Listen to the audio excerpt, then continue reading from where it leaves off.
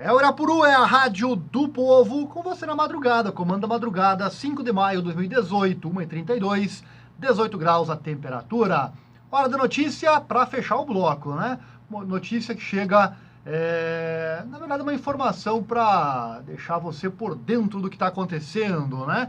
O tal do foro privilegiado, amigo ouvinte. O que muda com essa decisão do STF? Entenda nas perguntas e respostas. Informação para você.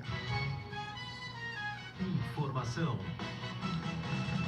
A decisão do STF de quinta-feira de restringir o foro privilegiado dos deputados e senadores não acaba com esse instituto, né, que existe desde o Brasil Imperial e foi sendo ampliado até a atual lei, né, que é de 88.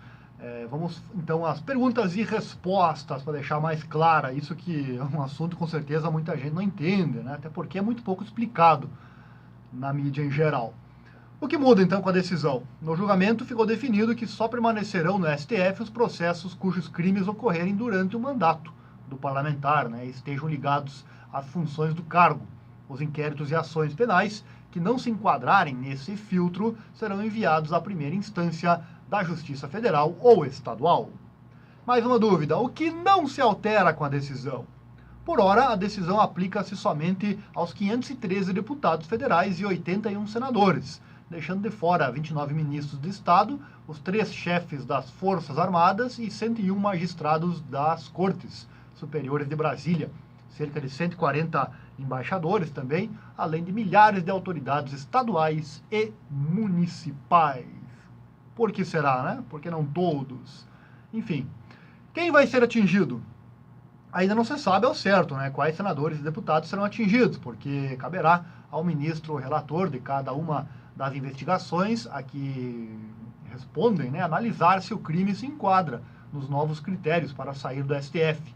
A principal dificuldade, sujeita a questionamento, será definir se o delito está ou não relacionado às atividades parlamentares. E parlamentares poderão ser presos?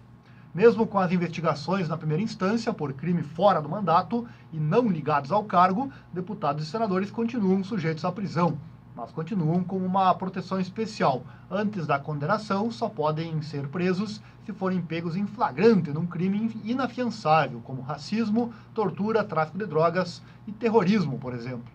Mesmo assim, a prisão poderá ser derrubada dentro de 24 horas pela Câmara ou pelo Senado. Basta que a maioria dos deputados ou senadores votem contra, para livrar os colegas.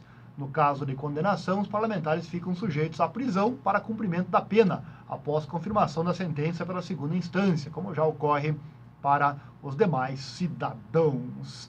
E a última: demais autoridades podem perder o foro privilegiado? Apesar da decisão do STF se aplicar somente a parlamentares, a Corte pode, no futuro, decidir sobre a extensão da medida.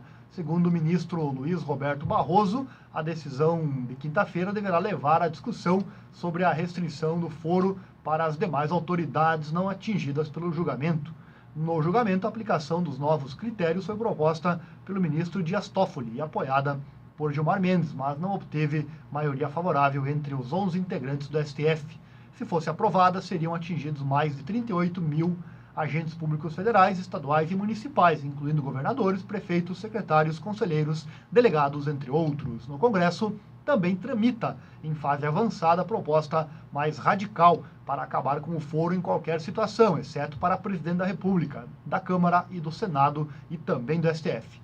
Como altera a Constituição, a proposta, no entanto, só pode ser aprovada quando, após a intervenção federal no Rio de Janeiro, terminar, né? Será no dia 31 de dezembro. Tá aí. Espero que tenha conseguido esclarecer um pouco essa questão, que sem dúvida para muitos brasileiros ainda é uma incógnita, né? O tal do foro privilegiado. Isso aí começou lá no tempo imperial, né? Olha o tempo que se arrasta já, né?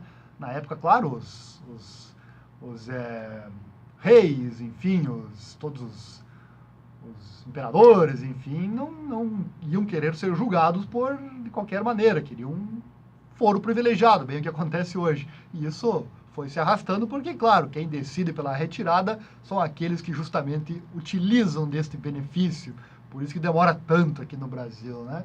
Foro privilegiado que diferencia os políticos do restante dos brasileiros. Mas na lei diz, né, que todos somos iguais perante a lei. O foro está contrário, né, a essa lei.